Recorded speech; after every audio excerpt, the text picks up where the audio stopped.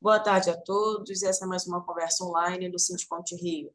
Hoje, nossa conversa online é com o auditor fiscal aposentado da Receita Federal, senhor Leônidas Quaresma, que vai abordar o tema malha fina. Antes de passar a palavra para o senhor Leônidas, a presidente do Sindicom Rio, senhora Diva Gesualdi, dará as boas-vindas. Boa tarde a todos, boa tarde, Leônidas. Obrigada por estar conosco novamente.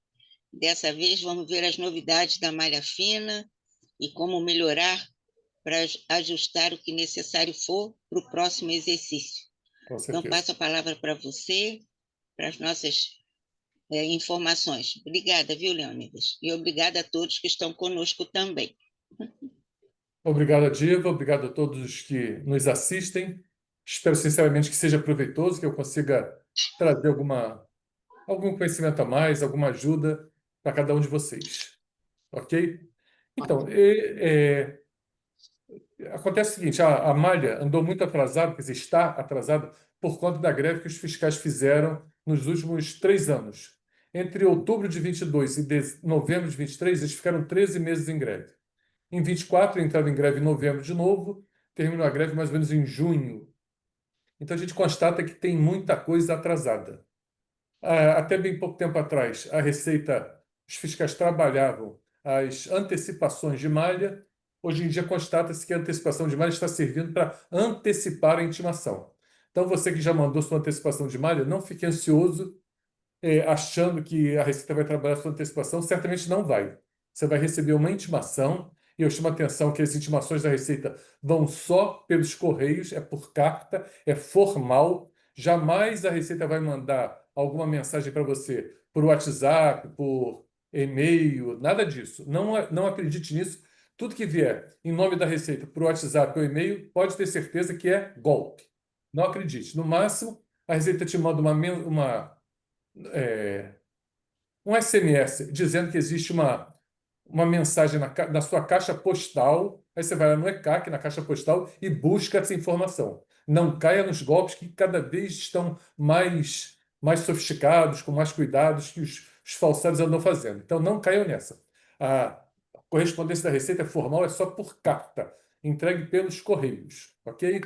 Bom, tá, eu não quero me alongar muito, eu vou passar logo a palavra à Evelyn, que eu acho que ela tem umas perguntas. Então, quem me conhece sabe que eu gosto da provocação. Vocês me provocam e eu tento responder, tá bom? Fiquem à vontade, podem perguntar o que quiserem, quando quiserem. Se eu não souber, eu vou ter a humildade de dizer, ó, não sei, vou procurar saber. Se eu souber, com certeza eu vou responder com o maior carinho, com o maior prazer. Tá bom? Verdade. Perfeito, Leônidas. Vamos lá, para a primeira pergunta. Como fazer para pedir isenção de imposto de renda, né, pessoa física, por motivo de moléstia grave? Começar por onde? Pela Receita Federal ou INSS? Não, então. São dois caminhos totalmente diferentes. Se Se você você adquire uma moléstia grave, e deixou. Se você adquirir uma moléstia grave, você pode e deve comunicar à sua fonte pagadora a sua situação da moléstia grave. Para quê? Para que a sua fonte pagadora deixe de lhe reter. Então, essa ação junto à fonte pagadora vai resolver sua vida de agora para frente. Agora, se você adquiriu essa moléstia grave já no passado, alguns meses, alguns anos atrás, e não se aproveitou ainda dessa isenção, o que você vai fazer? Você vai retificar suas declarações. E aí as pessoas vão me perguntar, mas o que fazer? Bom, primeira providência é você ter um laudo médico oficial. O que é um laudo médico oficial? É um laudo de um órgão público. Pode ser uma clínica da família, um hospital municipal, um hospital federal, um órgão público. De repente, imagine que essa pessoa é pensionista do Ministério da Fazenda, de algum ministério, de algum órgão público, de algum órgão do Estado. Ele pode procurar o serviço médico da sua fonte pagadora, se for um órgão público, e buscar um atestado. Aí vocês vão dizer, mas a pessoa tem um atestado, digamos, ela, graças a Deus, tem uma certa condição, tem um plano de saúde, tem um laudo médico de um médico particular dela, que a atende. Como é que ela faz? Muito simples. Municípios, todos eles têm o que a gente chama de, quer dizer, no Rio de Janeiro chama-se Clínica da Família. Em outros municípios tem outros nomes, mas é mais ou menos a mesma coisa. Para atender os seus munícipes. Então, se fosse o caso, por exemplo, do Rio de Janeiro, Você vai pegar esse laudo particular do seu médico, dizendo o que você tem, uma cardiopatia grave, um câncer, câncer de pele, uma cegueira monocular, uma nefropatia grave, uma hepatopatia grave, qualquer dessas doenças que estão previstas na legislação, você vai pegar esse seu laudo do médico particular e vai levar na clínica da família. Vai se cadastrar, toda clínica, todo lugar, todo bairro tem uma clínica da família. Você vai chegar lá, vai pedir para se cadastrar, se não for cadastrado ainda, vai se cadastrar e dizer, doutor, eu preciso que o senhor transcreva esse laudo particular que eu tenho para um laudo para um papel do município. O médico vai lhe examinar, vai ver e vai lhe dar um laudo digamos, emitido por um órgão público, que é a clínica da família do município. Com este laudo, você vai retificar sua declaração, retifica num dia, no dia seguinte você já pode fazer uma antecipação de malha. Aí você vai dizer, puxa, mas que contrassenso, você acabou de dizer que a antecipação de malha não está servindo? Não está servindo para ser atendido diretamente. Mas essa sua antecipação de malha vai fazer com que a Receita antecipe a intimação. Você faz a antecipação de malha, conta a sua história e orientação. Não junte simplesmente o laudo. Conte uma historinha, conte a sua história. Diga que você descobriu que tinha moléstia grave desde tal data, que já está aposentado e que, digamos, compareceu à clínica da família. Conta mais ou menos uma história. Imagine que você está conversando com o fiscal na sua frente. Lembrando daquele tempo passado, que era muito bom, você poderia ir à Receita e conversar com o fiscal pessoalmente. Esse tempo, infelizmente, acabou. Então, mas você vai escrever isso, vai botar num papel, como se você estivesse conversando com ele, vai juntar esse seu memorandozinho, o laudo, e vai mandar para a Receita. Vai entrar lá no ECAC, vai fazer uma antecipação de malha e vai mandar esses documentos. Quando você vier a ser intimado, já está tudo prontinho. Você já tem aquele arquivo lá, com o seu memorando, os documentos que você precisa, é só enviar. Você não vai perder tempo nenhum. Ok?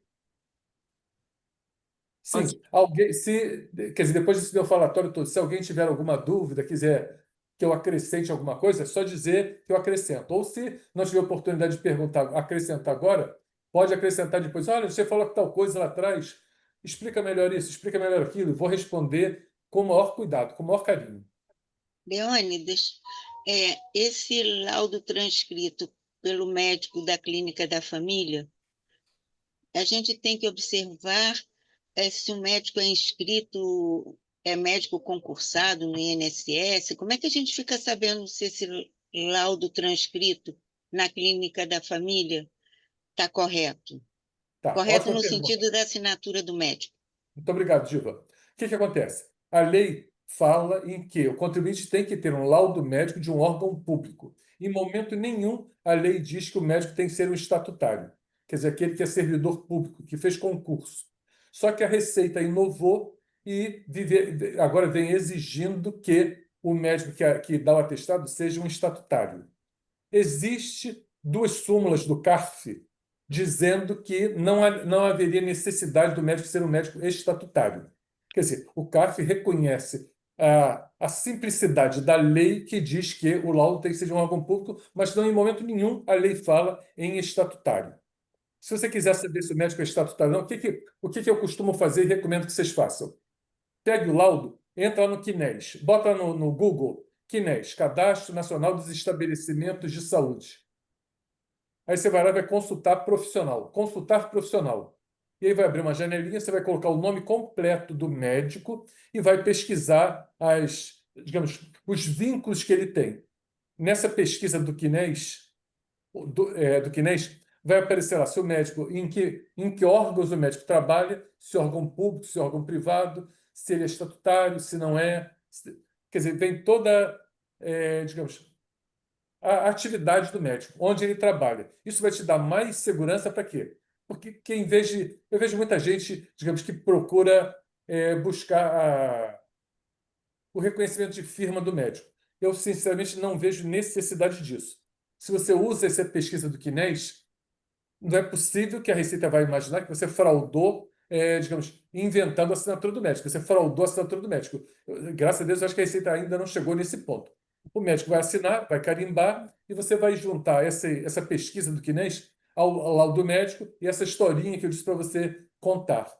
O fiscal vai ver que aquele médico é funcionário daquele órgão, do Centro Municipal de Saúde, de um hospital público, seja lá de onde for, do INCA, e vai se satisfazer e vai liberar sua declaração. Tá? Então, se tiver dúvida, para ficar mais tranquilo, para ter mais segurança, pesquise o CNES do médico. Tá, ok. Pesquise no Obrigada. CNES o nome completo do médico. Certo, valeu, obrigada.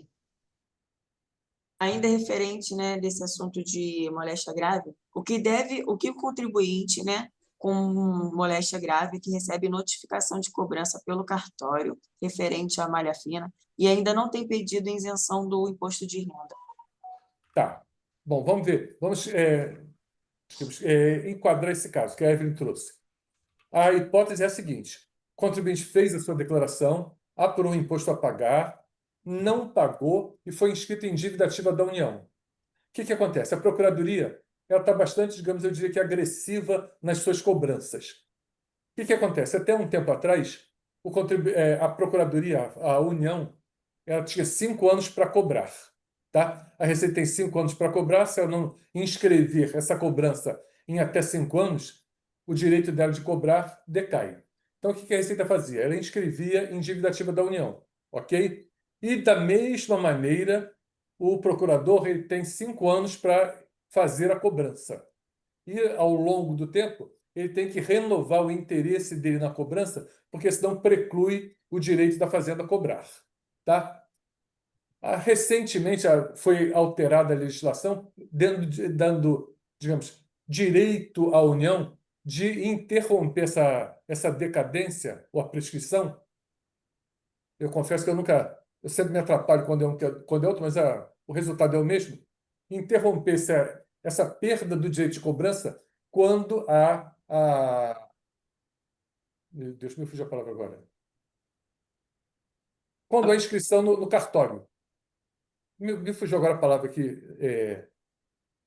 Não importa a palavra. Então, o que a Procuradoria passou a fazer? Ela recebe a informação da Receita que aquele contribuinte não pagou, ela imediatamente inscreve essa dívida no cartório. Ela protesta. Ela faz o protesto daquela dívida. Isso faz com que, digamos, essa cobrança não perca. Ele não perca aqueles 5 anos que ele tem. Por quê? Ele vai ficar protestado no cartório e o cartório só vai dar baixa naquele protesto, naquela sujeira na vida do contribuinte, quando ele vier a pagar a dívida e os custos cartorários, o custo do cartório. Tá? Então, se você teve o seu nome inscrito no cartório por conta de uma dívida ativa da União, você vai ter que pagar a dívida e vai ter que pagar também o custo do cartório. Eu acho que está algo em torno de R$ 1.000. Tá? Bom, dada essa explicação, vamos então à pergunta da Evelyn. Então, o contribuinte ele teve o seu nome protestado no cartório, mas descobriu que tem isenção, tem direito à isenção por moléstia grave. E num período anterior a essa inscrição. Imagine que ele foi inscrito em dívida ativa e está protestado no cartório pela declaração do exercício 2024. E ele descobre que tem direito à isenção desde 2022, dezembro de 2022. Então, ele poderia retificar a declaração de 23 e a declaração de 24. Como ele foi inscrito em dívida ativa da União, ele não consegue retificar de casa esta declaração. Tá? Por quê? São duas situações em que a Receita não permite a retificação da casa do contribuinte ou do escritório do contador. É quando ele confessa a dívida num parcelamento ou quando ele está inscrito em dívida ativa da União. Aí você diz, poxa, então ele perdeu o direito dele, lascou-se? Não necessariamente. O que eu orientaria esse contribuinte neste caso? Ele vai preencher a declaração dele retificadora, vai colocar essa declaração num pendrive, vai fazer um requerimento à Receita pedindo ao delegado que acate aquela retificadora. Vai fazer um agendamento no CAC e vai levar o pendrive e esse pedido. Com este pedido, ele vai formalizar um processo. Aí o servidor no CAC ele vai recepcionar essa declaração, vai transmitir essa declaração, mas essa declaração não será, digamos, imediatamente processada. Ela vai cair lá no site, no banco de dados da Receita e vai ficar lá esperando que alguém analise se aquele pedido que ele fez naquele processo é cabível ou não. O que eu quero dizer com isso? O fiscal vai ver se realmente o contribuinte se tem justificativa para ele pedir aquela retificação, se ele realmente tem moléstia grave, se o laudo é bom. Se o fiscal chegar à conclusão que aquele laudo dele é bom, que ele tem o direito de retificar, ele vai liberar essa declaração da chamada lista bloqueio arrecadação, e aí sim essa declaração será processada. Vai ser processada, certamente vai cair em malha, e aí, digamos, ele vai apresentar documentação provando que ele tem direito, a Receita libera a declaração e aí cancela a cobrança na Procuradoria. Ok? Aí você me diz, enquanto isso, bom, o que acontece? Se você conseguir, se você estiver nessa situação, declaração, você entregou a declaração e está sendo cobrado na Procuradoria. Você vai no site da Procuradoria, no Regularize, e vai fazer um pedido de regularização de débito inscrito. E vai explicar nesse pedido o que aconteceu. Bom, fiz minha declaração, tinha uma dívida, fui inscrito em dívida ativa da União, mas descobri que antes dessa inscrição eu tinha direito à isenção por ser portador de moléstia grave. Então, peço que a Procuradoria cancele essa inscrição e considere a minha retificadora. O que a Procuradoria vai fazer? A Procuradoria ela não analisa nenhum pedido. Ela vai pegar esse seu pedido e vai devolver para a Receita. Vai dizer para a Receita, Receita, o contribuinte está alegando que ele tem moléstia grave e tem uma declaração que está em lista bloqueio. É verdade isso? Devo cancelar a inscrição? Devo cancelar a cobrança ou continuo com a cobrança? Isso vai fazer com que, muito possivelmente, a Receita se antecipe. Quer dizer, como ela tem um acionamento da Procuradoria, muito possivelmente ela vai trabalhar esse processo antes de algum outro que não fez, para o qual não houve nenhum acionamento. O fiscal vai pegar esse processo, vai olhar lá, realmente esse contribuinte tem direito à isenção, sim. Vou liberar da lista bloqueio e vou dizer para a Procuradoria cancelar essa cobrança. Se o fiscal entender que não, que aquele contribuinte não tem direito, que aquilo foi só um caô, ele só queria empurrar com a barriga a dívida dele, ele simplesmente vai cancelar aquela declaração. Tudo se passa como se a declaração sequer tivesse sido entregue. E a cobrança na Procuradoria vai continuar. Eu não sei se eu estou falando muito rápido, mas é o que eu digo. Se ficar alguma dúvida, eu digamos, falo mais ou menos rápido para as pessoas terem uma noção. Se tiver alguma coisa mais particularizada, avisem que eu tento explicar. Pode deixar, Leônidas. E aproveitando aqui o embalo, foi enviado aqui pelo chat também da Elaine Medeiros. Em relação à moléstia grave, a declaração cai em malha e, mediante a isso, existe uma fila de urgência? É válido mudar a categoria? Porque nem pedindo antecipação a Receita está intimando. Então, esse atraso todo, como eu falei no início, é por conta da greve, desse período todo que a Receita esteve em greve. Me parece que agora a Receita está trabalhando um pouco mais, está intimando.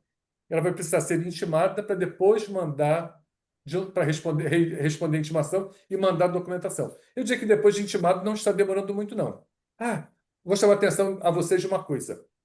Aquela pessoa fez a antecipação de malha, mandou todos os documentos, está bonitinho, muito bem explicado, mandou antecipação de malha.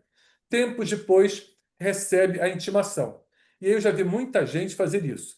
Receber a intimação, já mandei toda a documentação para a Receita, tem lá já o dossiê, não preciso fazer nada não. A Receita já tem os meus documentos. Ledo engano, não faça isso.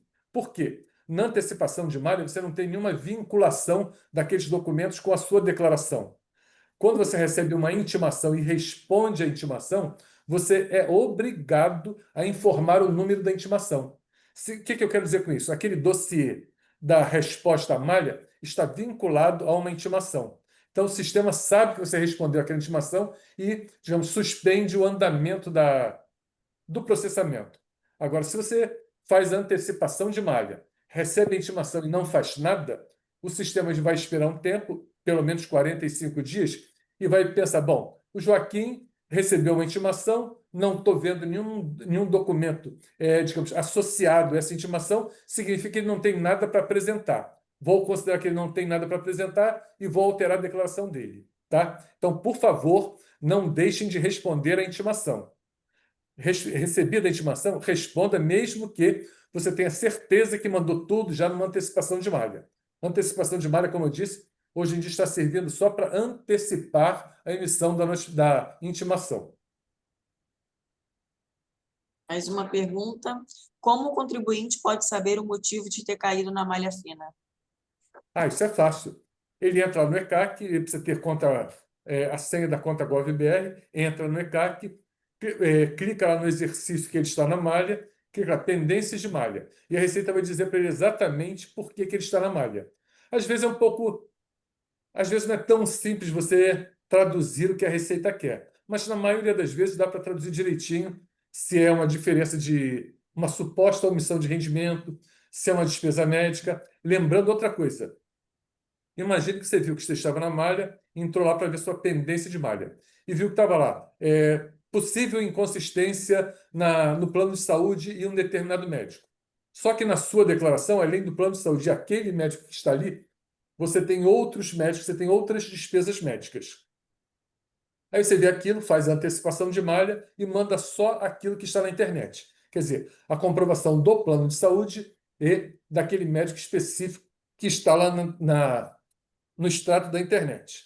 Aí você recebe a intimação e na intimação diz apresentar comprovação de todas as despesas médicas, apresentar comprovação de dependência, pede outras coisas. Por favor, não imagine que a Receita, digamos, está lhe pedindo só aquilo que aparece no extrato. Se foram pedidas mais coisas na intimação, procure mandar essas coisas que estão na intimação. Por quê? Essa despesa médica que o contribuinte tem pode ser que seja relativa a um dependente. E no extrato não está pedindo a comprovação do dependente, mas na intimação está. Então, se você não manda a comprovação do dependente, o fiscal pode glosar e dizer, não, você não comprovou que aquele dependente era seu dependente, ainda que você tenha provado que teve a despesa era do dependente, como o dependente não é seu dependente, não vou aceitar. Então, olhem bem o que pede a intimação. Não se restringam só ao que está no extrato, ok? Ok. O que deve ser feito, né, o contribuinte com o processo de parcelamento referente a débito de Estou malha fina fazendo e que parou de online pagar o meu o parcelamento. treinamento de imposto de renda. Alguém interferiu e não conseguiu te ouvir. Repete, Evelyn, por favor. O que deve ser feito, né, o contribuinte com o processo de parcelamento referente a débito de malha fina e que parou de pagar o devido parcelamento. Então, o que acontece? O contribuinte tem uma dívida com a Receita e solicitou um parcelamento. Se ele deixa de pagar 3 prestações consecutivas ou não, ele pode ter aquele parcelamento dele cancelado. Ok? Qual o problema de ter um parcelamento cancelado? É que a Receita imagina que quem pede o parcelamento e para de pagar pediu aquele parcelamento só para conseguir uma certidão positiva com efeito de negativa. Na verdade, ele não estava querendo pagar. Então, o que ela faz? Digamos que ela aplica nele a penalidade de cobrar 10% do valor da dívida. Então, você tem uma dívida, por hipótese, de 100 mil reais. Pagou, pagou, pagou. Hoje sua dívida está em 90. Só que você parou de pagar, o seu parcelamento foi cancelado. Então, a sua dívida atual é 90 mil reais, mas você já teve um parcelamento cancelado. O que a Receita vai dizer? Tudo bem, eu parcelo de novo para você, você vai ter que pagar 9 mil reais de entrada. Ao invés de dividir aqueles 100 mil reais por 60, que foi o que aconteceu da primeira vez, aquele débito dele, ele vai poder até parcelar de novo em 60 vezes, só que a Receita vai exigir que a entrada seja de 10% da dívida. E aí, se de novo ele continua pagando parcelamento, consegue esse novo parcelamento, vai pagando, para de pagar e pede um novo parcelamento, mais uma penalidade. Ele vai ter que pagar 20% de entrada. Tá? Então, quem perdeu o parcelamento pode perfeitamente pedir um novo parcelamento, só que tem este senão.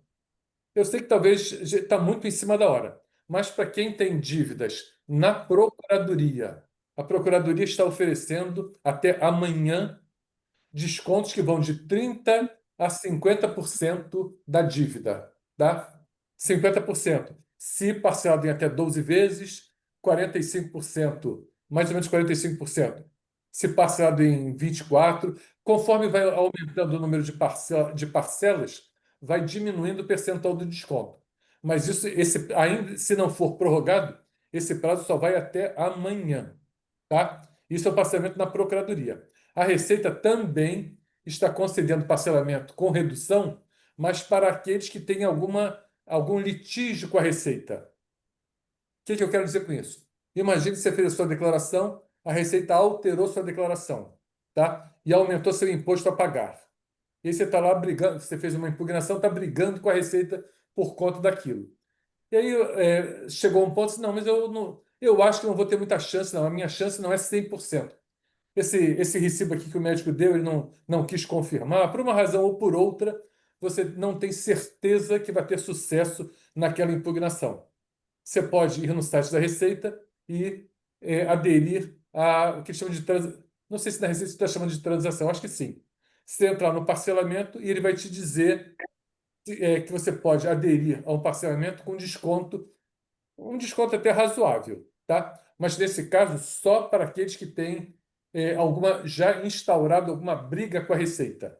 Se você fez a sua declaração, apurou o imposto a pagar e deixou de pagar, quer dizer, não houve nenhuma ação da Receita, não existe nenhuma, digamos, nenhuma motivação, nenhuma briga entre você e a Receita, nenhum litígio, esse parcelamento não funciona.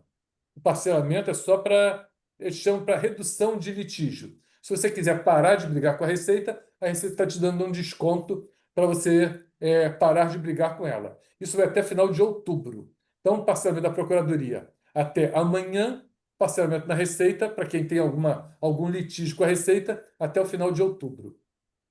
É.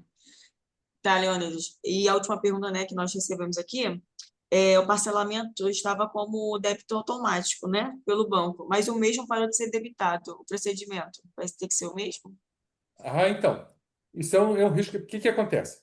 A pessoa pede um parcelamento e informa ao banco agência em que ele quer ser debitado automaticamente.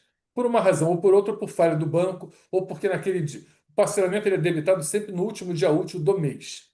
Imagine que, por azar, naquele mês, a sua fonte pagadora atrasou o pagamento. Te pagou no dia 1º ao invés de no dia 30. E aí você não tinha saldo no banco e digamos, aquela prestação não foi quitada. Fique atento para isso. Se aconteceu isso, entre lá no site da Receita, vá lá em parcelamento e gere um boleto por sua conta. Você mesmo gere esse boleto e pague. Por quê? Se acontecer isso 3 vezes durante 3 meses, a Receita pode cancelar o seu parcelamento. Então, para quem tem parcelamento, fique atento. De vez em quando, se possível, dá uma entradinha lá no ECAC, entra em parcelamento, consultar os meus parcelamentos para ver se seu parcelamento está em dia. Porque às vezes o contribuinte nem sabe que não está em dia. Ou de repente o banco falhou numa prestação, ele não prestou atenção, falhou outra, de repente falhou em 3 e você vai ter o seu parcelamento cancelado desnecessariamente. Então, evite essa ingrata surpresa. Tá ótimo. Antes de eu passar a palavra para uma diretora, temos mais 3 perguntas e 4 agora no chat. Michele Costa. Quem fez a antecipação da malha em 2023, vai chegar a intimação assim mesmo? Vai, com certeza. Tem casos em que a Receita está intimando 2021. Vocês verem como é que ela está atrasada. Ela tem declarações em malha ainda. 21, 22, 23, 24, 25 só vai ser possível fazer antecipação a partir de 2 de janeiro do ano que vem. Mas quem fez antecipação de malha pode estar certo que vai ser intimado. Sim, se você tem dúvida, se por acaso você trocou de endereço, tem dúvida se, digamos, já chegou sua intimação na sua casa, vai lá no ECAC, dá uma espiadinha, entra no exercício que você está na malha, clica lá, vai lá em documentos, é a primeira linha, documentos entregues, ou documentos disponíveis, eu não lembro exatamente qual é o nome. Clica lá e você vai ver se você já foi intimado. Se bem que você entrando no ECAC vai aparecer lá, se você foi intimado, vai estar lá, intimação emitida. Tá? Então, se você teve essa intimação emitida e não recebeu, vai lá em meus documentos, lá nessa página do ECAC e busque essa intimação. Respondido, Michele? Oi, Michele Costa? Acho que foi, né? Vamos lá. Perguntas do Vinícius Trovão. Podemos fazer alguma coisa para a Receita Federal analisar uma antecipação de malha que já tem 3 anos? Não. O que acontece? Até bem pouco tempo. Desculpa, que eu me engasguei. Até bem pouco tempo atrás, se você entrasse na ouvidoria do Ministério da Fazenda e tentasse sensibilizar o ouvidor, ele mandava seu pedido para a Receita e, muitas das vezes, isso já vi acontecer muitas vezes, o fiscal se sensibilizava e pegava o seu documento para trabalhar logo. Ultimamente, eu não tenho visto isso funcionar, não. A ouvidoria tem recebido e, às vezes, até uma resposta mal criada. Diz que a ouvidoria não é o trabalho dela, que ela encaminhou e ponto. Se o contribuinte estiver muito ansioso, estiver precisando muito disso, e já tiver mais do que um ano de que ele entregou a documentação e não aconteceu nada, quer dizer, que ele respondeu a intimação e não aconteceu nada, ele pode perfeitamente entrar com mandado de segurança para obrigar a Receita a trabalhar. A, a ideia é que a Receita tem um ano para, depois de acionada, fazer o seu trabalho. Se não fizer depois de um ano, você pode entrar na justiça, que normalmente o juízo acata e obriga a Receita a trabalhar. Antes de um ano não adianta, não. Dificilmente o juiz vai acatar o seu pedido, que vai dizer, não, tem muito pouco tempo para você querer acionar o judiciário. Aí ele enviou outra pergunta também. Ô, Vinícius, eu vou tentar fazer essa pergunta aqui, que tá meio confuso. Qualquer coisa, tá, o senhor pode abrir o microfone e complementar, ok? Tem uma decisão judicial de pagar ao alimentado os custos médicos, escolar e uma ajuda. Eu acredito que ele tenha colocado aqui R$ 2.500. Acredito que é porque a criança é autista. Acho que a declaração está em malha, porque a Receita Federal não esteja aceitando pagar as despesas e também um valor. Poderia ser isso? É isso que Tá. ele. Então, eu acho que eu sei, mas, quer dizer, não sei se eu vou conseguir responder a ele, mas eu vou dar uma panorâmica que eu acho que vai interessar muita gente. O que acontece? Há um tempo atrás, há pouco tempo atrás, o Supremo disse que pensão alimentícia era rendimento isento para quem recebe. Ok? Então, o que acontecia antes? A pessoa pagava a pensão, então diminuía o seu rendimento, aquele valor que ele pagava de pensão. Conclusão, a pessoa pagava menos imposto porque tinha pago pensão. Em contrapartida, quem recebia aquela pensão pagava imposto sobre o rendimento da pensão. Então, quem paga a pensão pagava menos imposto, quem recebia pensão pagava o imposto que quem pagava a pensão não pagava. Ok? Quer dizer, a União não saía perdendo. Se um não pagasse, o outro pagava. E assim vinha correndo. Num determinado momento, o Supremo disse: não, pensão alimentícia é rendimento isento. Significa que a União perdeu uma fonte de renda. Por quê? Quem paga deduz, mas quem recebe não paga nada. Então ficou faltando uma perna. Com isso, a Receita passou a acreditar, eu acho que ele raciocinou dessa maneira, passou a acreditar que poderia haver um conluio entre quem paga e quem recebe. Imagina, antes o João pagava pensão para Maria por hipótese de 50 mil reais. Ele deduzia 50 mil reais e a Maria pagava sobre 50 mil reais. Então, quando ela, Maria, fazia a declaração dela dizendo que tinha recebido do João 50 mil reais, aquilo era como se fosse um recibo. Aí você, opa, é verdade, o João deve ter pago 50 mil reais mesmo, porque a Maria confirmou que recebeu 50 mil reais. E estava tudo certo. Agora não tem mais essa confirmação. O João diz que pagou 50 mil reais e a Maria pode dizer ou não que recebeu 50 mil reais.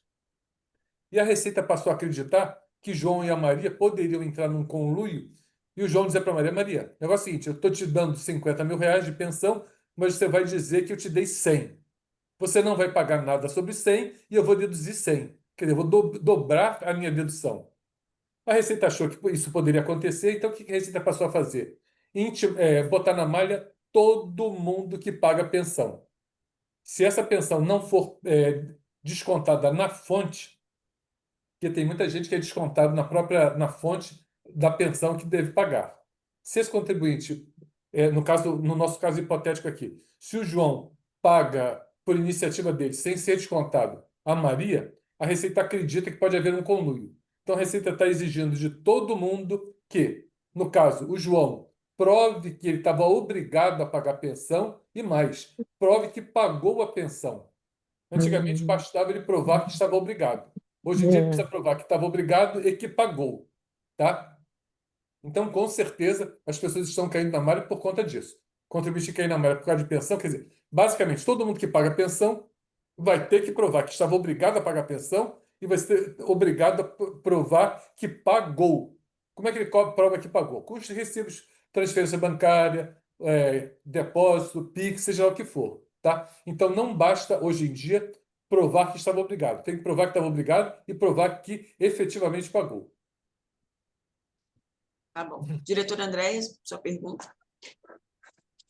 Boa tarde a todos. Boa tarde. Leônidas, eu tenho 3 perguntas para fazer. A primeira, como você falou aí sobre a intimação, meu cliente recebeu a intimação, tá?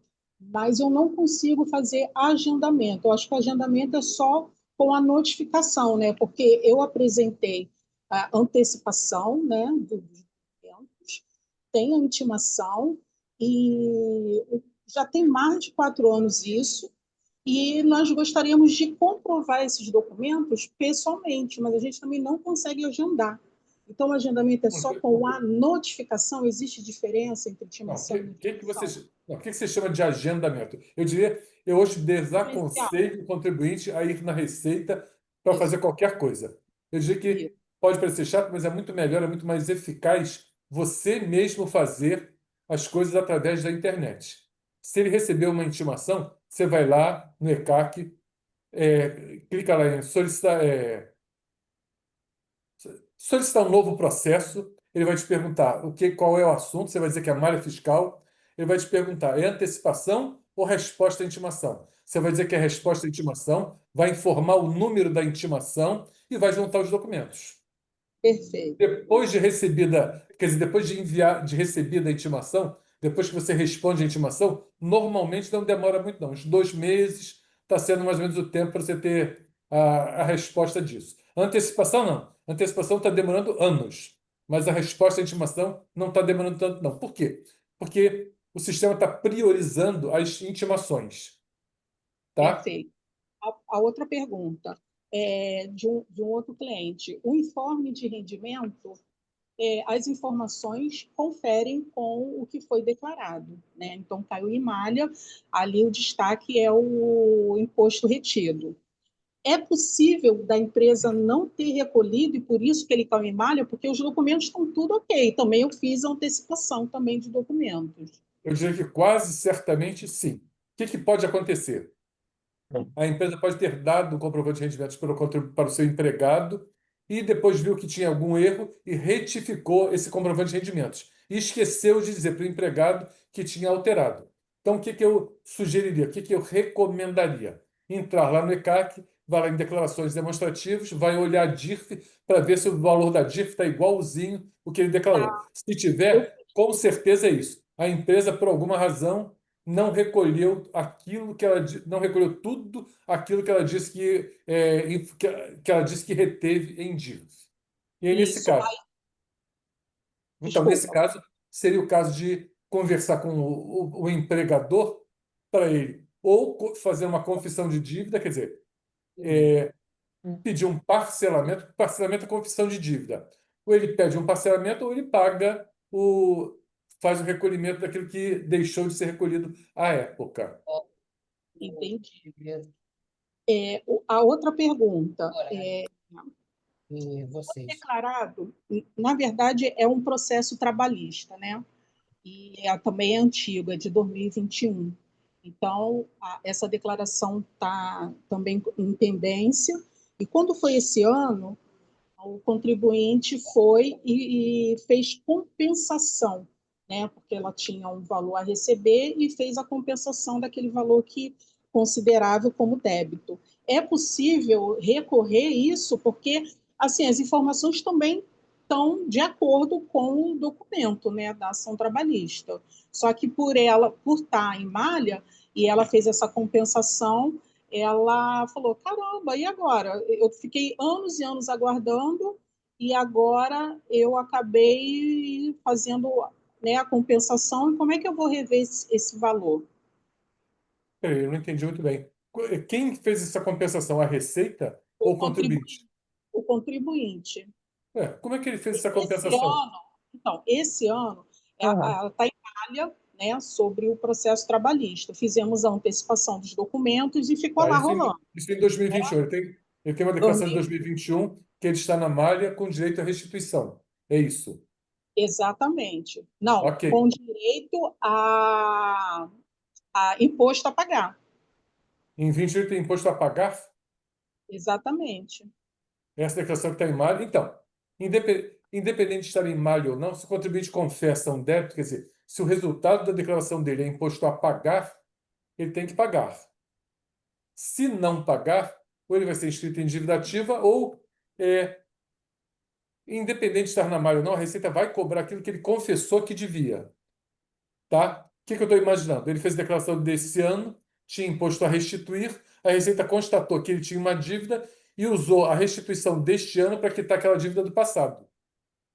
Exatamente. Só que ela quer comprovar realmente que a informação está errada. Porque nós fizemos, a gente nem consegue mais mexer no programa da declaração diante das retificações que ela foi fazendo, não permite mais, Não, né? peraí. Não, isso não é verdade. O que acontece? O contribuinte entrega a declaração dele, é original. Constata que Isso, está errado. Entrega a segunda, entrega a terceira, entrega a quarta, entrega a quinta. Quando chega na quinta declaração, entrega a Receita, a pessoa, opa, esse contribuinte não está sabendo fazer a declaração. Aqui ela diz, se você quiser fazer a sexta retificadora, você vai ter que entregar isso na Receita. E é simples. mesmo. Você vai fazer a declaração, vai botar no pendrive, vai levar na Receita e a Receita vai receber essa declaração. Por quê? A ideia aqui é levar o contribuinte para a Receita para que na Receita o funcionário pergunte a ele, vem cá, por que você já fez 6 retificadoras? Por que essa sexta ou a sétima retificadora? Ele vai explicar qual é a questão dele e o servidor vai dizer, tá bom, ó, você continua errando nisso aqui, ó, faça isso, ou faça aquilo. Não. Ou então, não, tudo bem, já vi que nessa agora você acertou, vou receber a sua declaração. Então, essa declaração é enviada. Então, o contribuinte pode mandar quantas declarações ele quiser. Só que a partir de um determinado número, 5 ou 6, ele passa a ter que entregar na Receita, ok? Então, esse é um Mas ponto. é exatamente isso que ela quer fazer, só que ela não consegue fazer agendamento presencial, porque tudo é Não, não precisa, agendado. não precisa de agendamento, não. Nesse caso, acho que não precisa de agendamento, não. Você bota a declaração no pendrive, leva lá e pede para entregar. Ah, então tá bom. Porque Então, ela me pediu para eu tentar agendar e lá não permite para esse não. tipo. Então, o que eu estou imaginando? Veja se eu estou errado. Aqui é uma questão, uma situação hipotética que eu vou dizer e você vai me corrigir. O contribuinte fez a declaração dele e apurou na declaração, digamos, R$ 10.000 a pagar. Isso. Apresentou uma, duas, três, quatro, cinco. Nessa última, continua com o imposto a pagar, R$ 10.000. Ele foi orientado e disse: cara, sua declaração está errada. Você não tem 10 mil a pagar, não. Isso é um RRA, você teria que levar em consideração o número de meses, o seu resultado é 20 mil a restituir. Diz, opa, Exatamente. ele fica feliz da vida, faz a declaração e não consegue transmitir. Foi isso que eu fiz, a Só revisão da que, declaração. para a Receita, ele confessou que deve R$ 10.000. A Receita não recebeu nenhuma declaração dizendo que ele tem uma restituição de 20. Aí ele apresenta uma declaração seguinte a esta, como ele acha que na nova declaração que ele não conseguiu entregar, ele tem restituição, ele não pagou aqueles 10 mil.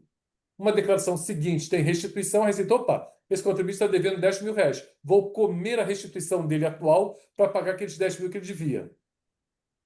Correto, Então, correto. você vai fazer isso. Você vai pegar a declaração dele, vai botar no pendrive, vai levar na Receita e vai dizer, quero transmitir essa declaração aqui, eu não consigo transmitir de casa. Vai transmitir, certamente essa declaração vai cair na malha, que a RRA não raro cai na malha. Aí o que ele vai fazer? Ele vai entrar com um processo de pedido de desfazimento da compensação. Nesse processo, Desfazimento. desfazimento. O nome é esquisito, mas é isso mesmo, desfazimento da compensação. E aí ele vai explicar e vai dizer, olha, o negócio é o seguinte, eu tinha uma dívida, só que eu retifiquei a declaração, só que antes de conseguir retificar, a Receita comeu a minha restituição. Então, eu quero que desfaça isso, porque a declaração que eu já entreguei, e aí tem que ter já entregue essa declaração, o resultado é imposto a restituir. Está na malha, mas e daí? Enquanto a Receita não analisar, eu não posso ser considerado devedor, porque eu já entreguei uma declaração com imposto a restituir. Então, por favor, desfaçam esta compensação. E a Receita vai desfazer. Perfeito, perfeito. Tá Mas bom? a última pergunta é sobre o plano de saúde empresarial, tá? Então, Isso a aí. empresa, ela não tem receita, né? Então, o titular, né, que é um dos sócios lá da empresa, ele declarou, ele tem no plano de saúde dele a mãe, os filhos, que já são maiores e tal, e ele foi e declarou todo mundo, até porque tudo que ele paga ali do plano de saúde empresarial é da conta dele pessoal, e isso está em malha. Tá, então, vamos lá. O que acontece? Muita gente optou por ter um plano de saúde empresarial por ser mais barato. Então, tem gente que, digamos, se associa ao plano de saúde de um amigo que tem uma empresa, tem outros que abrem um mês só para ter um plano de saúde. E aí o que acontece? Quando você tem um plano de saúde empresarial, o plano de saúde ele tem por obrigação informar o quanto aquelas pessoas pagaram, quem são os beneficiários e quanto pagaram na DMED. Isso é obrigação do plano de saúde. Só que eu diria que todos eles não fazem isso. O plano de saúde não dá essa informação para a Receita. Então a Receita fica sem essa informação, sem a confirmação de que aquelas pessoas são beneficiárias do plano de saúde e quanto cada uma delas custou. Quer dizer, o que eu quero dizer com isso? Não é entregue a DMED desse contribuinte. Bom, e aí, de novo, o que a Receita infere? O que a Receita imagina? Que aquele contribuinte que tem um plano de saúde empresarial ganhou o plano de saúde da empresa. Porque ela não sabe qual é a relação do contribuinte com a empresa. Bom, se tem um plano de saúde empresarial, ele ganhou esse plano de saúde da empresa. Se ganhou o plano de saúde da empresa, ele não pode deduzir. Então, a Receita parte da premissa que aquela dedução é indevida, porque ele ganhou, não poderia deduzir. Então, o que ele vai precisar fazer? Provar que foi ele que bancou aquele plano de saúde. Como é que ele prova isso? Com os comprovantes de pagamento com a conta de pessoa física dele. Não só isso. O que eu recomendo? Você juntar as faturas técnicas do plano de saúde. O que é a fatura técnica? É aquele papelzinho que diz quem são os beneficiários e quanto cada um custou. Então, você junta as faturas técnicas para quê? Para provar que aquelas pessoas que estão no plano de saúde são suas dependentes. Ou ao contrário, você tem uma fatura técnica com 5 pessoas e, na verdade, o plano de saúde, digamos, só você faz declaração sozinho. Então, você tem que mostrar que daqueles 10 mil que você paga todo mês, seu é só 2 mil reais. Tá? Então, a Receita precisa disso, saber quem são os beneficiários e quem está na declaração. Então, a fatura técnica e os comprovantes mensais de que o contribuinte pagou aquilo com uma conta de pessoa física dele. Se ele cair na asneira de pagar com uma conta da pessoa jurídica, vai perder. A Receita não vai aceitar. Ou, de repente, ele se associou a um amigo que tinha uma empresa. Ele tem que provar que ele reembolsou a empresa. Qual é a recomendação que eu faço? Reembolse a empresa através de cheque ou de um depósito, como é que chama? Depósito identificado. Eu prefiro cheque. Eu colocaria no cheque. Este cheque destina-se ao pagamento do plano de saúde de João, Joaquim, José, tal, tal, tal. Bota o nome das pessoas, dos beneficiários daquele plano de saúde, pagos à empresa tal. Paga isso em cheque, pede ao banco o microfilme desse cheque e junta os microfilmes do cheque, quer dizer, a comprovação desse pagamento. Tá? Ok. Se não for desse jeito, a chance de ter sucesso é nula. Quanto mais comprovantes, né, melhor. Tá Então, ótimo. basicamente, a fatura técnica e a prova de que o dinheiro saiu da conta dele. Isso aí. Tá ótimo. Muito Tá obrigada. bom? Até porque eu já fiz a antecipação, né, de todos os extratos do banco, eu já incluí lá no processo digital. Junte a fatura técnica também e quando Também. receber a intimação, mande tudo de novo. Não ache que Tá, você já mandou e a Receita vai considerar aquilo, porque não vai considerar. Para ela, como entendi. se não tivesse sido entregue nada. Tá, então não é necessário fazer agendamento, né, presencial, só ir lá para resolver Para essas entregar pendências. essa declaração que você não consegue entregar de casa, sim.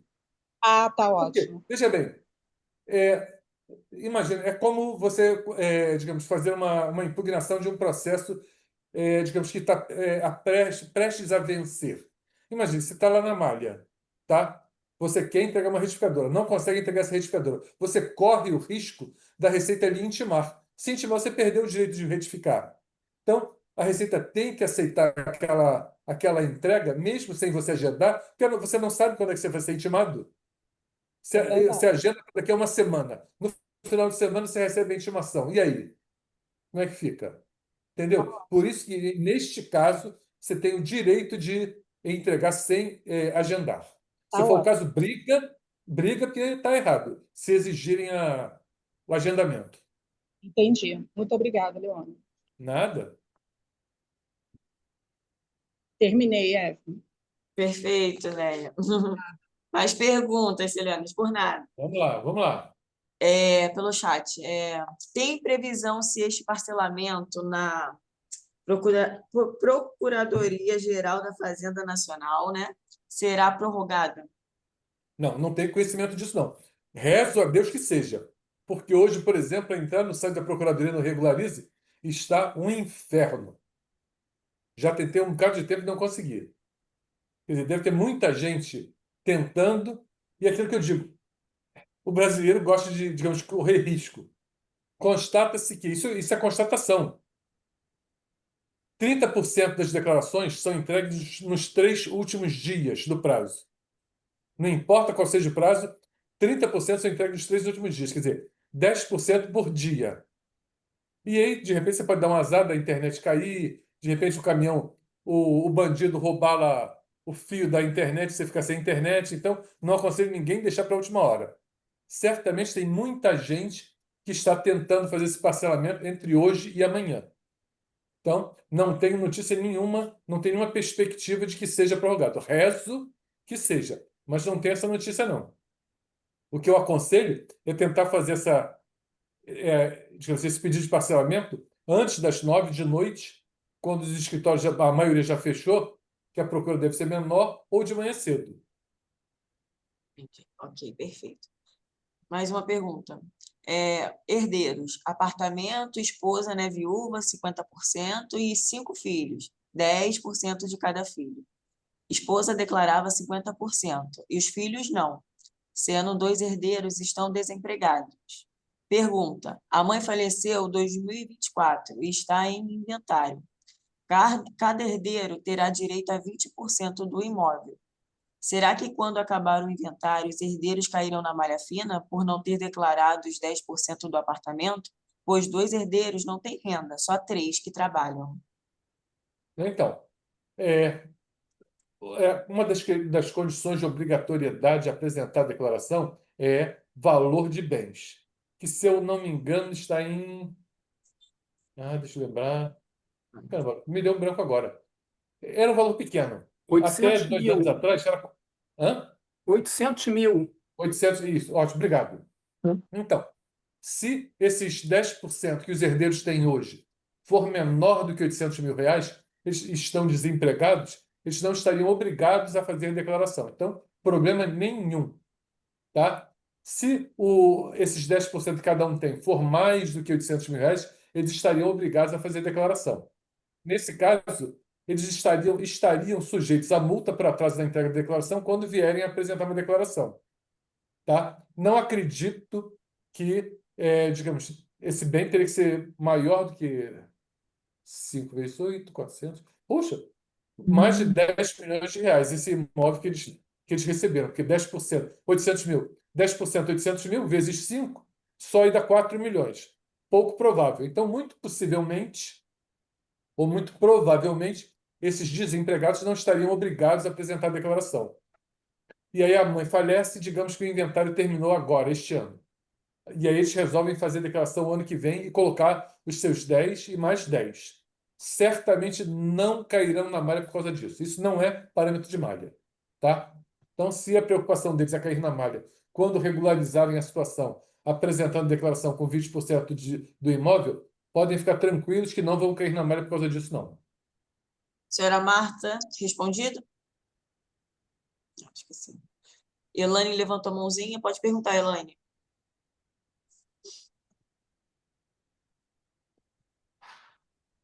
Só abre o microfone. Olá, boa Olá, tarde a todos. Tudo bem, Leônidas? tudo com você? Tudo ótimo. Então, eu queria complementar aqui com a colega, que eu também estou com esse mesmo caso, de fazer a retificação do imposto, que como diminuiu o imposto, a Receita não está mais autorizando, só presencial. Peguei informação pelo chat e somente presencial, mas não tem agendamento. Não, E aí é o vamos que por partes.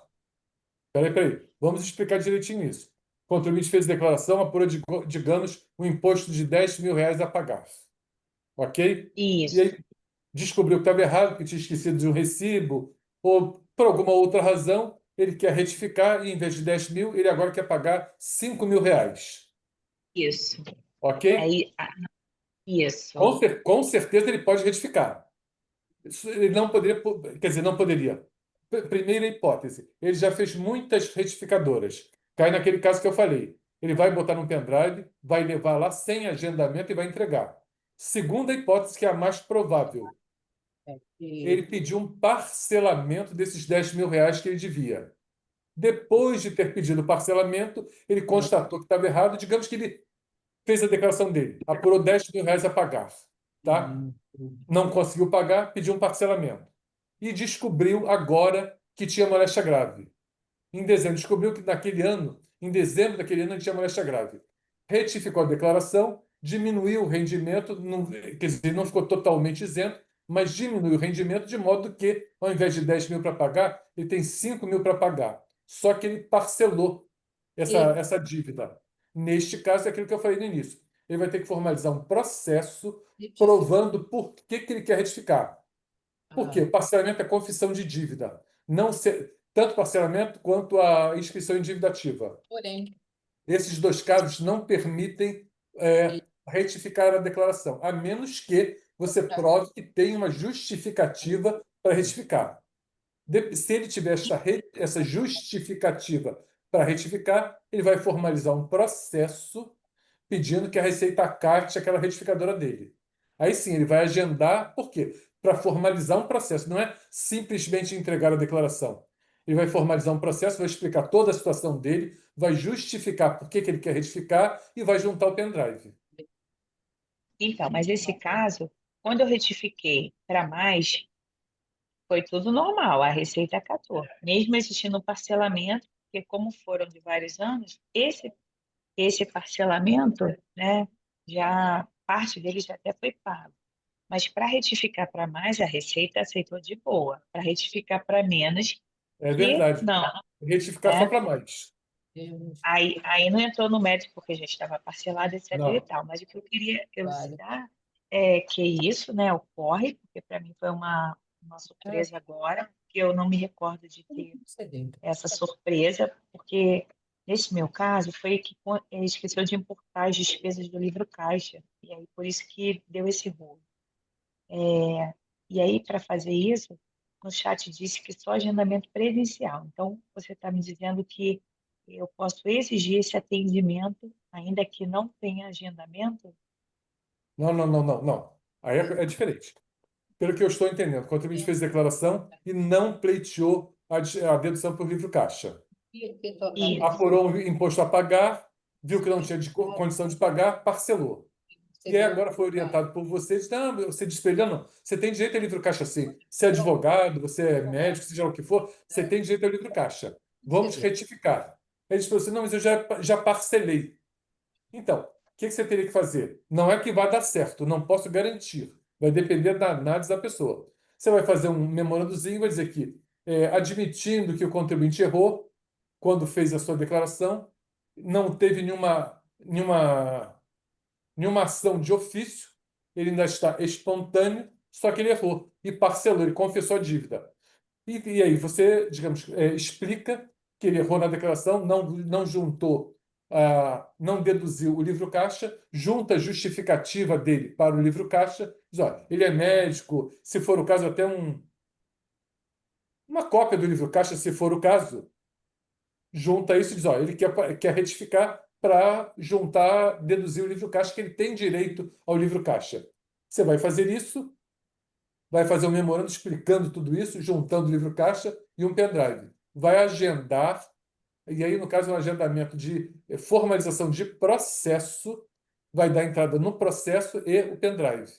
A pessoa vai formalizar um processo e vai transmitir a declaração. e essa declaração vai ficar em lista bloqueio, vai ficar bloqueado o processamento até que alguém analise e diga, não, realmente ele tem toda a razão. Ele tem direito de retificar sim, porque o livro caixa dele é devido. Ele tem direito ao livro caixa, eu vou aceitar a retificadora. Ótimo, então. É diferente, isso tem que formalizar um processo. Aquele contribuinte que, digamos, já fez muitas retificadoras não tem processo. Ele simplesmente vai lá, entrega o pendrive, transmite e ponto. Não tem malha, lista bloqueio, não tem nada. Agora, para diminuir o imposto confessado em parcelamento ou retificar uma declaração que está inscrita em dívida ativa da União, isso tem que ter processo, porque alguém vai analisar se o contribuinte tem direito ou não. Digamos, aqueles muitos erros, sem ter confessado nem nada, não carece de nenhuma análise. Ele vai ser analisado pelo sistema da malha, não por uma pessoa. Entendi. Tá Ok? ótimo. Muito obrigada, tá? Nada.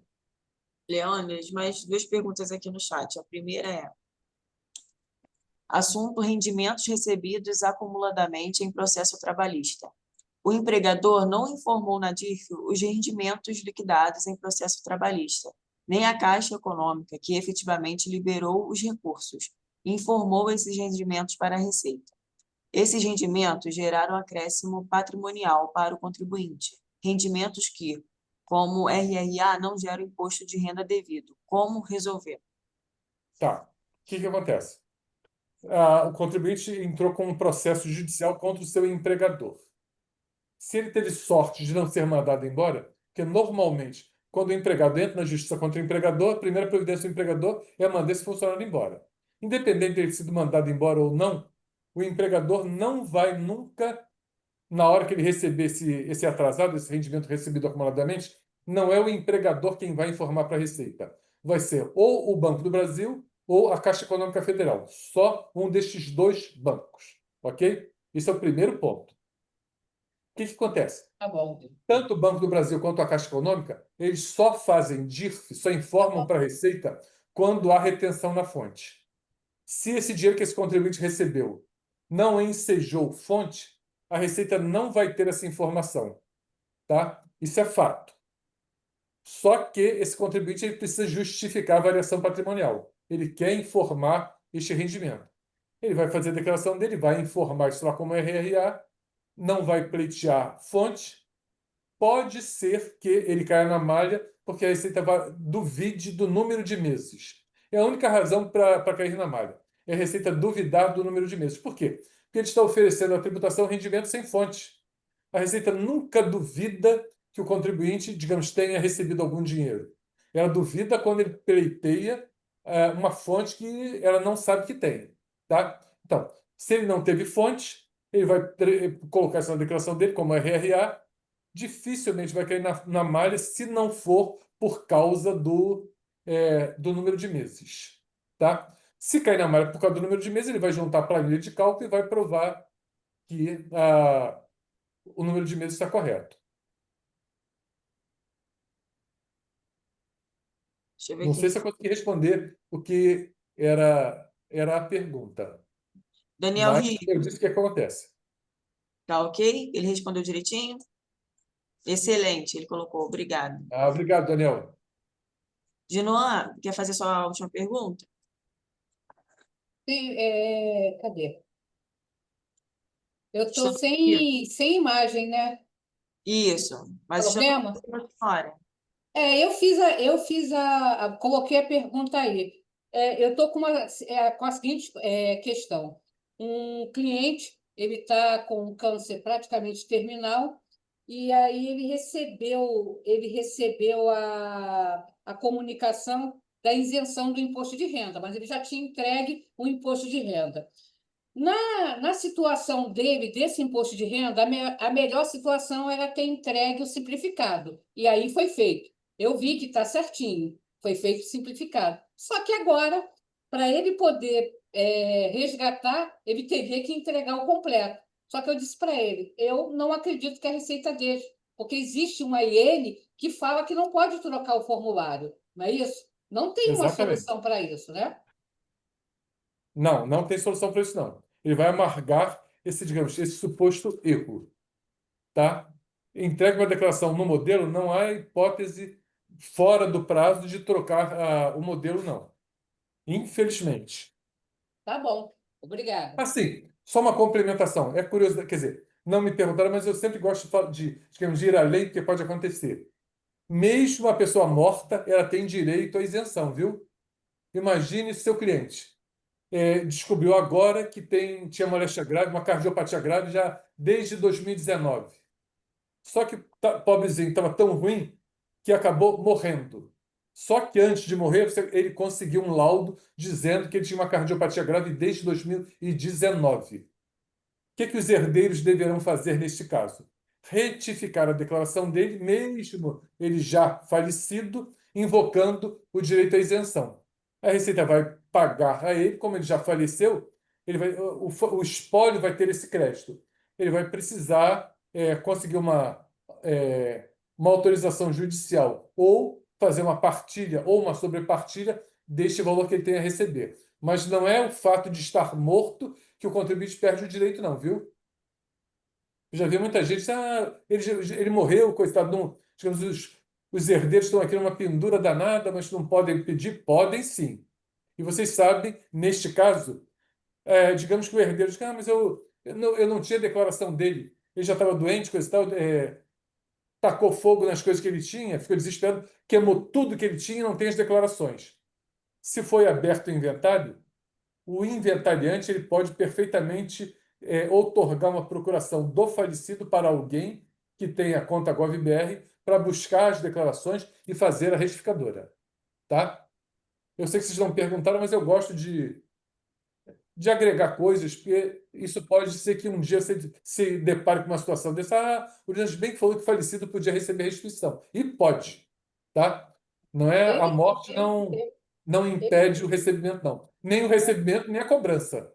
É aquela história, pau que dá em Chico, dá em Francisco. Estou bem chateado que a decisão saiu depois que me entregou a declaração, e aí o valor que ele pensou que ele poderia receber ia ser relevante para ele. Quase 10 mil que ele pagou. Então, Tadinho, é uma pena, mas realmente não Mas há eu- hipótese de trocar de modelo, não. Isso está na lei.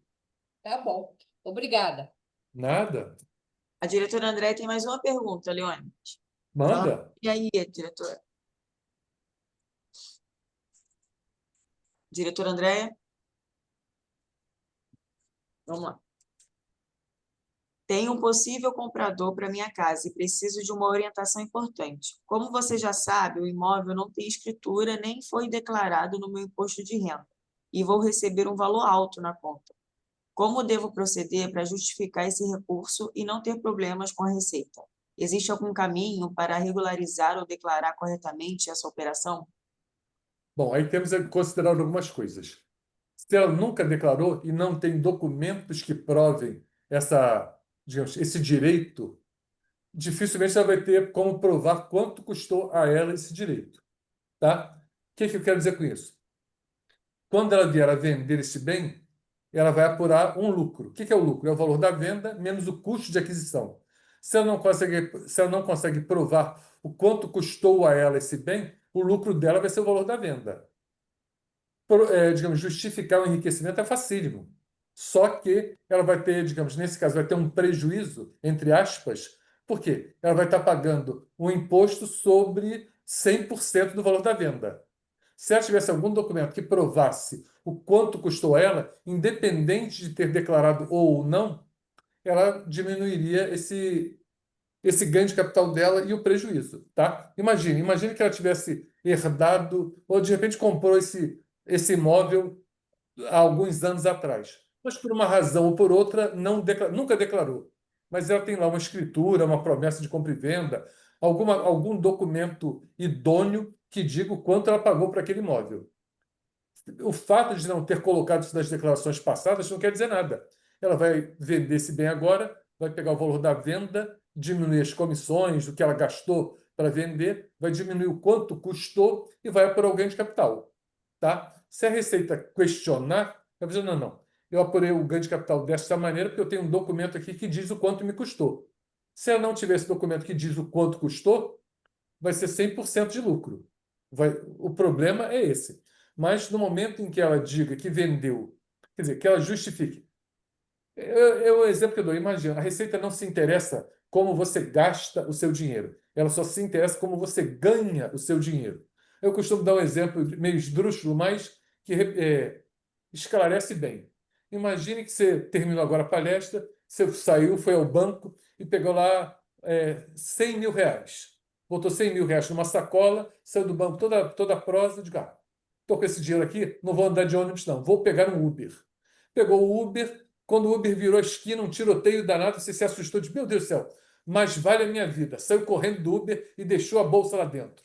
A sacola com 100 mil reais dentro do Uber. A Receita quer se você perdeu aqueles 100 mil, problema seu. Ninguém vai se interessar em lhe ressarcir aqueles 100 mil. Agora, o motorista do Uber, se não for tão honesto assim, pegou aquela sacola com 100 mil reais, ele vai ter que botar na declaração dele que ganhou 100 mil reais. Ele não precisa dizer como ganhou. Simplesmente vai botar lá como rendimento recebido de pessoa física 100 mil reais, vai pagar até 27,5% de imposto e pronto. Ele esquentou direitinho o seu dinheiro, só que pagou imposto. O que eu quero dizer? No caso dela, então, ela tem um bem que ela nunca declarou, vai vender. Como é que ela vai justificar esse enriquecimento? Com o lucro que ela teve na venda. Se ela não conseguir provar a origem, o custo desse bem, vai pagar sobre a totalidade do valor da venda. Se ela conseguir provar o custo, ela vai pagar imposto sobre a diferença. Valor da venda menos o custo de aquisição. Está bem explicado. Eu gravei aqui para ela, porque acredito que ela tenha ficado sem internet.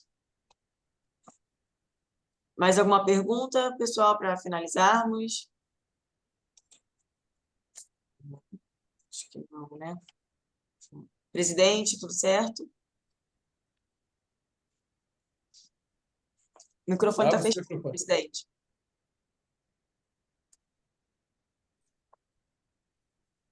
Agora sim. Tudo certo, isso. Só antes de encerrar, vamos pedir às pessoas que possam para abrir a câmera e a gente fazer uma foto dessa nossa conversa da Malha Fina. E aí, Leônidas, que você, como sempre, agregando valor nas informações, e são tantos que, de uma resposta sua, a gente fica atenta para não perder nenhum detalhe. E agora eu vou fazer a análise do que eu anotei. Então, vocês sabem que podem contar comigo sempre. Sempre que quiserem, sempre que precisarem, contem comigo, me chamem, estarei sempre à disposição. Achei interessante que ninguém falou nada do... meu Deus. Desse cadastro nacional agora do CIB, Cadastro de Imóveis Brasileiros.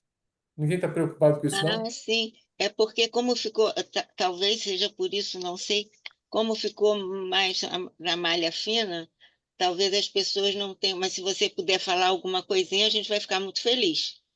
Então, não. O que acontece? Eu não gosto de, digamos, deixar as pessoas preocupadas, porque eu diria que as preocupações é o que nos matam. Eu acho covardia, digamos, fazer terrorismo com as pessoas. O que eu, pessoalmente, vou dar a minha opinião pessoal. O que eu acho que vai acontecer? O governo criou o CIB, Cadastro de Imóveis Brasileiros, que vai ser o quê? É como se fosse um CPF dos imóveis. E todo mundo está dizendo que em 2026 vai ser aquela loucura, a Receita vai pegar todo mundo, quem tem imóvel alugado e não declara, vai pegar. Eu não, sinceramente, eu não acredito que isso vai acontecer tão imediatamente. Por quê? Os municípios vão precisar criar atribuir um CIB, um número a cada um dos imóveis.